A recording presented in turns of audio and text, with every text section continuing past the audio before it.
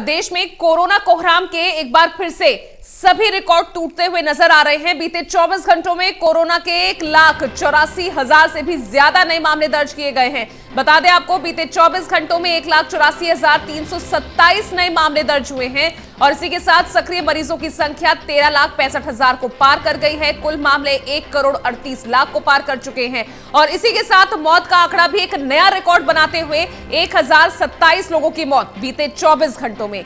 महाराष्ट्र में आज से लॉकडाउन जैसी पाबंदियां शुरू हो जाएंगी क्योंकि सबसे पहले नंबर पर महाराष्ट्र है, जहां पर रिकॉर्ड तोड़ मामले इस वक्त देश में दर्ज किए जा रहे हैं।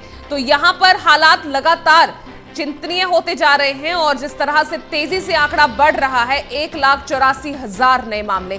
तरुण कालरा विशेष संवाददाता सीधा जुड़ रहे हैं हमारे साथ। आइए रुक करते हैं तरुण, आज के आंकड़े और डरा रहे हैं। सीधा 1,84,000, कल यही आंकड़ा 1,61,000 के आसपास था, आज 84,000 लगातार। तरुण, तमाम इस वक्त जो भी कदम उठाए जा रहे हैं, वाकई में अब वो भी सवालों के घेरे में आने लगे हैं।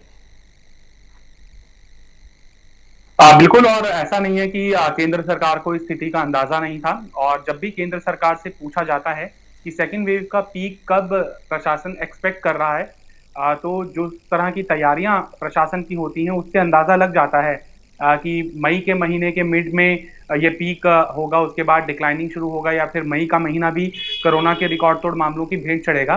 केंद्र सरकार से आधिकारिक तौर पर भी इस मामले की कोई पुष्टि नहीं हुई है, लेकिन सर्ज लगातार बढ़ता जा रहा है।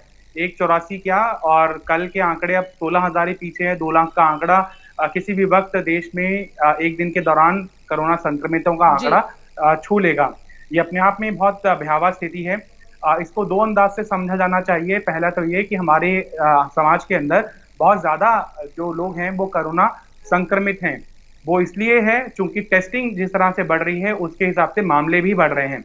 यानी कि ये मान लिया जाए कि जो प्रशासन ये आशंका लगाकर चल रहा है कि 100 में से 20 लोग कोरोना संक्रमित होंगे, तो वो प्रशासन का अंदाजा गलत साबित हो रहा है।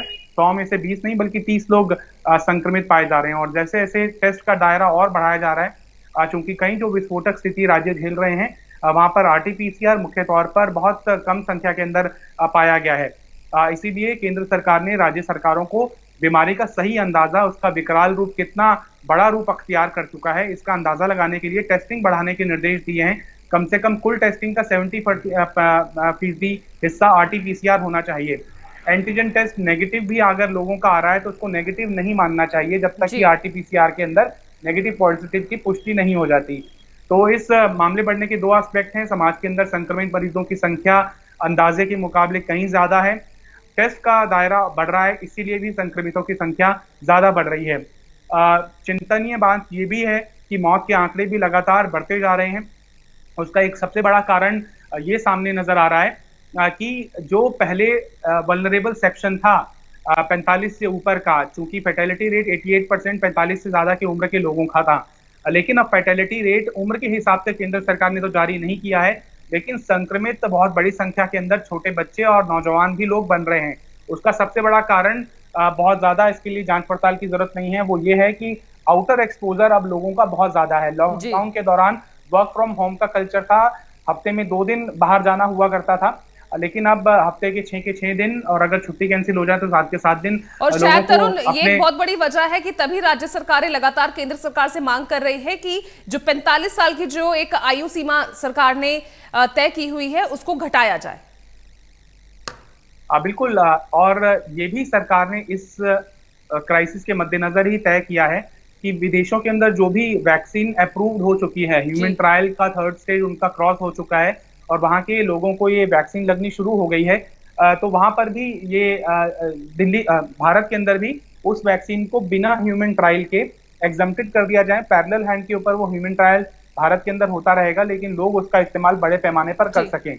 इससे इस बात की उम्मीद जगने लगी है कि स्पुतनिक भी तो देश के अंदर इसी महीने से उपलब्ध होने की पूरी संभावना है। इसके अलावा 6 अलग अलग कंपनीज की वैक्सीन, जिसमें कैंडिला शामिल है, जॉनसन एंड जॉनसन शामिल है, फाइजर शामिल है, उसके अलावा भी 2 और कंपनियां हैं। तो 7-8 वैक्सीन 2-3 महीने के अंदर भारत के अंदर लॉन्च हो जाएगी और जो इनकी प्रोडक्टिविटी है, एफिकेसी है, वो भी बहुत अच्छी है और इनका प्रोडक्शन भी चूंकि निर्यात होगा ये बहुत बड़े पैमाने पर, या फिर अगर साइंस टेक्नोलॉजी इसकी ट्रांसफर होती है तो इसके अंदर थोड़ा आंशिक वक्त लग सकता है। लेकिन मान लिया जाए कि 1-2 महीने या मैक्सिमम 3 महीने के अंदर भारत के अंदर कम से कम नहीं तो 7 कोरोना की वैक्सीन उपलब्ध होंगी, तरुण, जो क्या विदेशों के लगता अंदर है ह्यूमन ट्रायल क्रॉस स्पुतनिक कर वी, सकती है। क्योंकि अब उसे डीजीसीआई की मंजूरी मिल चुकी है और इस महीने आप भी बता रहे हैं कि हो सकता है इस्तेमाल में आ जाए स्पुतनिक वी, तो ऐसे में क्योंकि कल से ही लगातार हम देख भी रहे हैं और रिपोर्ट्स भी लगातार आ रही हैं कि स्पुतनिक वी की जो एफिकेसी है वो कोविशील्ड और कोवैक्सीन से ज्यादा है, तो माने कि शायद स्पुतनिक वी के इंट्रोड्यूस होने के बाद, इस्तेमाल में होने के बाद थोड़े हालात संभले।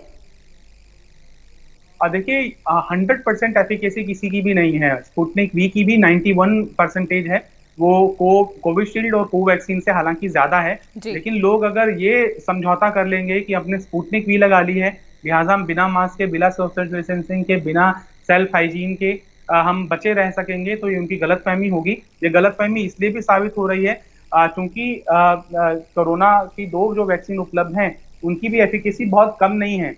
अच्छे एस्पेक्ट को इस समय समझने की जरूरत है। कंफ्यूजन के अंदर मार्केट राइवलरी के कारण लोग आशंका में आए और वैक्सीन लगाते समय घबराएं कि शायद इनको उससे उतना लाभ नहीं पहुंचेगा जितना दूसरी किसी वैक्सीन से पहुंचेगा।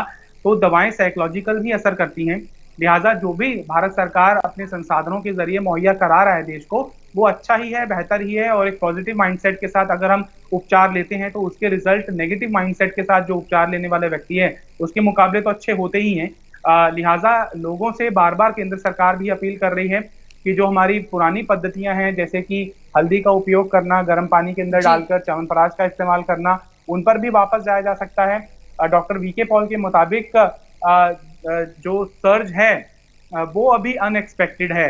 ये ना मान लिया जाए कि 4-5 दिन पहले केंद्र सरकार ने 4 हफ्ते कहा है, तो 4 हफ्ते के बाद पूरी तरह से लीनियंसी फिर से बढ़ती जाए देश की तरफ से। हालांकि अभी भी वो बढ़ती ही जा रही है, लेकिन 4 हफ्ते ये मियाद और ज्यादा बढ़ सकती है, क्योंकि संक्रमण की जो विस्फोटक स्थिति है वो राज्यों के अंदर अप्रत्याशित तौर पर सामने आ रही है।